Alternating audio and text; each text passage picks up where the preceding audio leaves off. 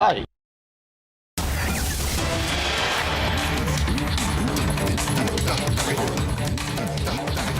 साहब आम्बेडकर को सबसे बड़ी श्रद्धांजलि है।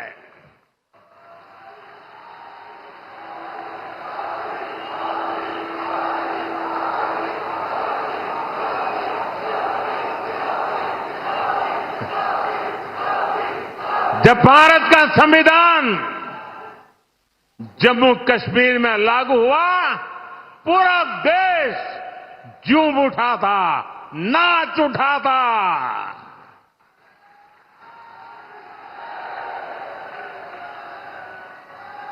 मैं जरा मेरे नासिक के लोगों को पूछना चाहता हूं। नासिक के लोग बताइए, क्या आर्टिकल 370 हटने से आपको खुशी हुई कि नहीं हुई? जरा जोर से बताइए, खुशी हुई कि नहीं हुई? ये कांग्रेस वालों के कान फट जाए ऐसे बोलिए, खुशी हुई कि नहीं हुई? आपको खुशी हुई, लेकिन कांग्रेस और उसके साथियों के पेट में चूहे दौड़ने लग गए। उनको दर्द हो गया। आपने टीवी पे देखा होगा, 2-3 दिन पहले जम्मू कश्मीर की विधानसभा में कांग्रेस और इसके साथियों ने 370 फिर से लागू करने के लिए हंगामा किया।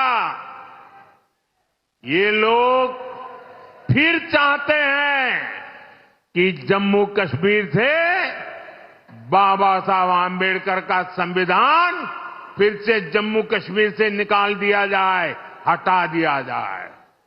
ये लोग फिर चाहते हैं कि वहां दलितों को, वाल्मीकि समाज को जो आरक्षण 75 साल बाद मिला है, उसे छीन लिया जाए।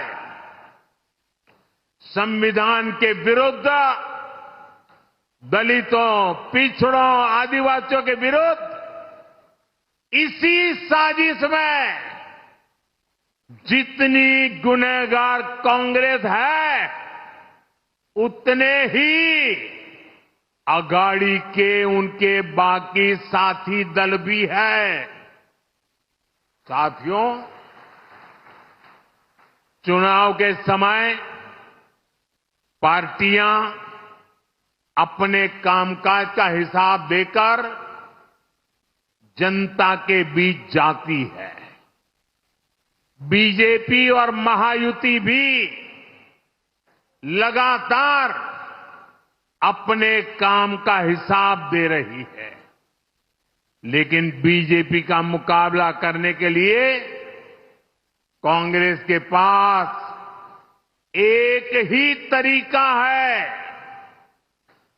कांग्रेस उसके साथियों की झूठ की दुकान, यही दुकान इन दिनों कांग्रेस और उसके चेलों ने महाराष्ट्र में लगाई है। कांग्रेस ने कर्नाटका, तेलंगाना और हिमाचल में भी यही झूठ की दुकान सजाई थी, और वहां क्या हाल हुआ? चुनाव खत्म हुए, दुकान का शटर गिर गया। वादे पूरा करना तो दूर, कांग्रेस शासित राज्यों में हाल ये है कि सरकार चलाने के पैसे इनके पास नहीं है, तनख्वाह देने के पैसे नहीं है। खर्चों के लिए और अपनी जेबें भरने के लिए जनता पर टैक्स बढ़ाया जा रहा है, जनता से वसूली हो रही है। जनता भी इनकी असलियत जान गई है। महाराष्ट्र की जनता भी देख रही है कि एक तरफ महायुति का घोषणा पत्र है, वहीं दूसरी तरफ महाअगाड़ी का घोटाला पत्र है।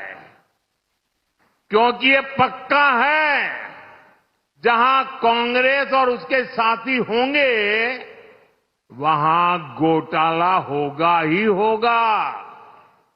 ये लोग ऐसी योजनाओं की घोषणा करते हैं जिसमें से ज्यादा भ्रष्टाचार हो सके। आप महाराष्ट्र में इन लोगों को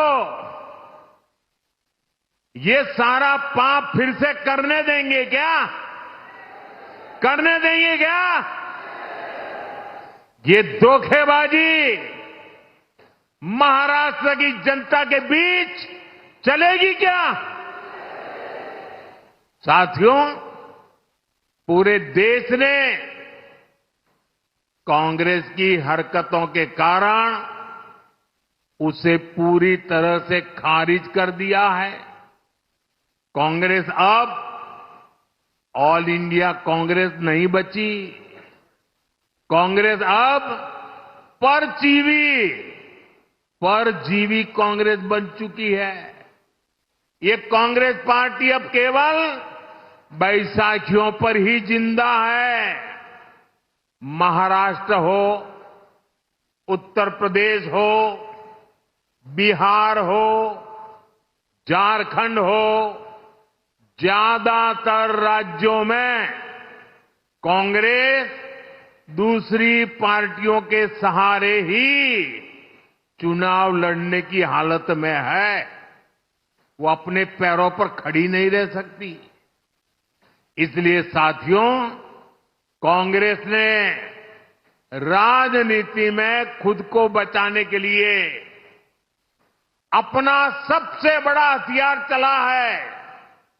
ये हथियार है एससी, एसटी, ओबीसी समाज की एकता तोड़ो। एकता तोड़ो और राज छीनो। कांग्रेस के लोग जनजातीय समूह, शेड्यूल्ड ट्राइब, हमारे आदिवासी, एसटी को बांटना चाहते हैं। कांग्रेस के लोग हमारे दलित भाई बहन एससी को बांटना चाहते हैं। कांग्रेस के लोग ओबीसी को बांटना चाहते हैं। साथियों, कांग्रेस के रहते ओबीसी कभी इतना एकजुट नहीं हो पाया। ओबीसी को आरक्षण भी तभी मिला जब कांग्रेस सरकार हटी। नेहरू जी के समय में कांग्रेस ने ओबीसी को अलग अलग जातियों में बांट करके रखा। फिर इंदिरा गांधी जी का भी वही रवैया था। बाद में राजीव गांधी जी आए। इन लोगों ने कभी ओबीसी को एकजुट नहीं होने दिया। और 90 के दशक में जैसे ही ओबीसी एकजुट हुआ, ओबीसी एक ताकत बना, ओबीसी अपने हकों के लिए जागरूक बना, ओबीसी देश की भलाई के लिए कुछ करने के लिए आगे आया। और इसका पहला नतीजा क्या आया? जैसे ओबीसी ताकतवर बना भारत में, उसके बाद कांग्रेस की पूर्ण बहुमत वाली सरकार बनना बंद हो गया। उनका शटर गिर गया। और इसलिए कांग्रेस को ऐसा गुस्सा है कि ओबीसी ओबीसी ओबीसी आया कि हमारी दुकान बंद होती गई। और इसलिए कांग्रेस चाहती है कि ओबीसी समाज को कमजोर कर दो भाई, उनकी एकजुटता को समाप्त कर दो। कांग्रेस का स्पष्ट मत है कि ओबीसी कमजोर होगा तभी कांग्रेस के लिए सत्ता का रास्ता खुलेगा।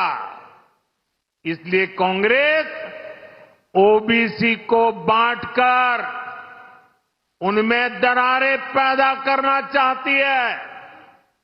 यहां नासिक और इस क्षेत्र में कितनी ही ओबीसी जातियां हैं, कुणबी, माली, वाणी, गुजर, कुंभार, नावी, सुतार, सोनार, डेवड़ीगा, धांगर, धनगिरी, गंवाड़ी, शेटवाल, माली, मालिस, नामदेव, आहिर, तंबोली, धावड़, जाटगर, धाकड़ बैरागी, सैगर, कितने सारे।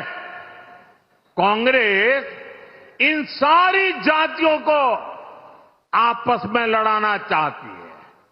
कांग्रेस चाहती है कुणबी ये जाति माली से लड़े, वाणी जाति गुजर से लड़े, कुंभार साथी नावी से लड़े। कांग्रेस चाहती है कि सुतार सोनार से भिड़ जाए। कांग्रेस ओबीसी के तौर पर आपको एकजुट नहीं होना देना चाहती। इसलिए वो चाहती है देवड़ीगा डांगर से लड़े, धनगरी गवांडी से टकराए, नामदेव आहिर से उलझे। कांग्रेस का इरादा है तंबोली धावड़ से झगड़ा करे, जाटगर सैगर से लड़ाई करे। आपकी एकजुटता को तबाह करने के लिए कांग्रेस मैदान में उतरी है। आपकी एकता से, आपकी मजबूती से कांग्रेस को सबसे ज्यादा तकलीफ है। इसलिए वो चाहती है कि ओबीसी अपनी एकजुटता खो दें और कांग्रेस के लिए